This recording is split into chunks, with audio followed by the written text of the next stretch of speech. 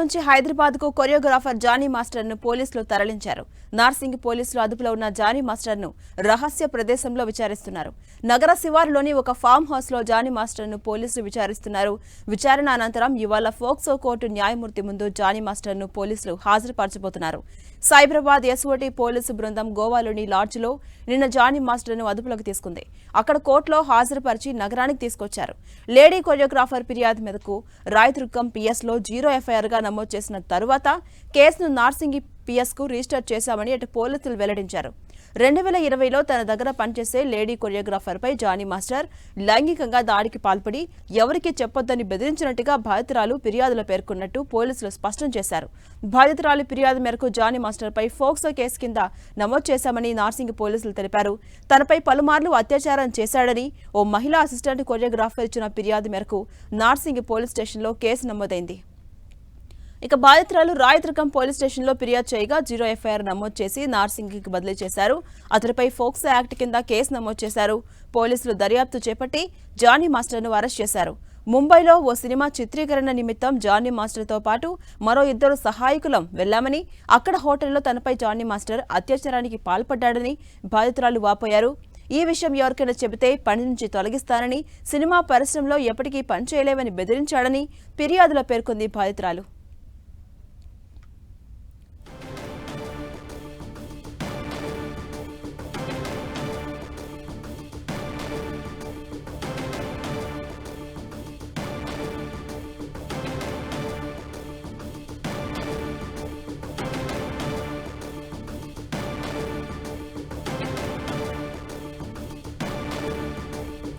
ఇదే అంశంపై మరిన్ని డీటెయిల్స్ మా ప్రతినిధి సునీల్ అందిస్తారు. సునీల్, కొరియోగ్రాఫర్ జానీ మాస్టర్ ను ఎట్టకేలకు హైదరాబాద్ కు తీసుకొచ్చారు పోలీసులు. రహస్య ప్రదేశంలో ఉంచి అతన్ని విచారిస్తున్నారు. అప్డేట్స్ ఏంటి? తెలుగు చలనచిత్ర పరిశ్రమలో తీవ్ర దుమారం రేపుతున్నటువంటి కొరియోగ్రాఫర్ జానీ మాస్టర్ని ఎట్టకేలకు పోలీసులు అరెస్ట్ చేశారు. నిన్న గోవాలో తలదాచుకున్న జానీ మాస్టర్ని సైబరాబాద్ ఎస్ఓటీ పోలీసులు గుర్తించి అతన్ని అరెస్ట్ చేసి నిన్న రాత్రి హైదరాబాద్ తరలించారు. ఇప్పుడు ఒక రహస్య ప్రదేశంలో జానీ భాషని విచారిస్తున్నారు. ఇది మరి కాసేపులోనే జానీ భాషని కోర్టులో ప్రొడ్యూస్ చేసి రిమాండ్ కూడా తరలించే అవకాశం ఉంది. ఇప్పటికే అతనిపై సెక్షన్ 376తో పాటు 323 అదేవిధంగా 506తో పాటు ఫోక్సో యాక్ట్గా పోలీసులు నమోదు చేయడం జరిగింది. 2020లో మహిళా కొరియోగ్రాఫర్ని మైనర్గా ఉన్నటువంటి మహిళా కొరియోగ్రాఫర్పై లైంగిక దాడికి పాల్పడ్డట్టు బాధితురాలు ఇచ్చిన స్టేట్మెంట్ని బేస్ చేసుకొని అతనిపై ఫోక్సో యాక్ట్ కూడా పోలీసులు నమోదు చేయడం జరిగింది. మరోవైపు మహిళా కొరియోగ్రాఫర్పై అనేక సార్లు లైంగిక దాడికి పాల్పడ్డట్టు మహిళ పోలీసులకు ఫిర్యాదు చేసింది. అతనికి సంబంధించినటువంటి వాయిస్ రికార్డ్స్, అదేవిధంగా కాల్ వాట్సాప్ చాటింగ్స్, అదేవిధంగా కొన్ని డీటెయిల్స్ ఆధారాలను మొత్తం కూడా పోలీసులకు సబ్మిట్ చేసింది. ఆమె స్టేట్మెంట్ని బేస్ చేసుకుంది. దాదాపు 40 పేజీల స్టేట్మెంట్ని పోలీసులకు సబ్మిట్ చేయడం జరిగింది.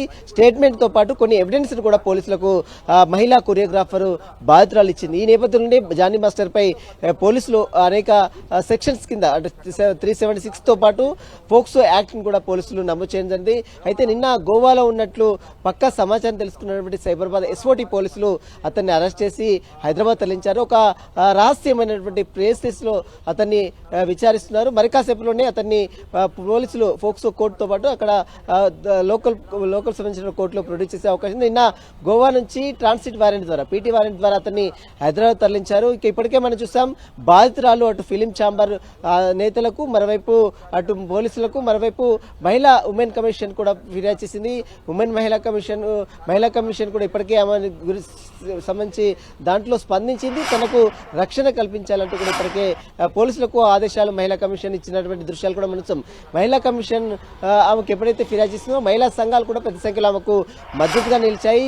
సినీ ఇండస్ట్రీలో ఇలాంటి వారిని కఠినంగా శిక్షించాలని వైపు బాధితురాలతో పాటు మహిళా సంఘాలు ఆరోపిస్తుంటే, మరోవైపు జానీ మాస్టర్ భార్య అటు సుమలత అలియాస్ అయేషా కూడా ఇదంతా కూడా పూర్తిగా అవాస్తవము, తన ఎదుగుదల చూసి ఓర్వలేకనే తనకు ఇటీవల కాలంలో ఇంటర్నేషనల్ అవార్డ్స్తో పాటు పాటు పార్టీ జనసేన పార్టీలో ఎంతో పేరు ప్రతిష్టలు వస్తున్నటువంటి నేపథ్యంలో తనని అణగదొక్కాలనే ఉద్దేశంతో కొంతమంది కుట్ర పండుతున్నారంటూ కూడా జానీ మాస్టర్ భార్య సుమలత నిన్న ఆరోపణలు కూడా చేసింది. ఇదంతా కూడా పూర్తిగా అవాస్తవము. ఆ కొరియోగ్రాఫర్ ని అసలు జానీ మాస్టరే దగ్గర తీసుకున్నాడు. మరోవైపు జానీ మాస్టర్ ఆమెకు కొరియోగ్రాఫర్ కార్డు ఇప్పించాడు.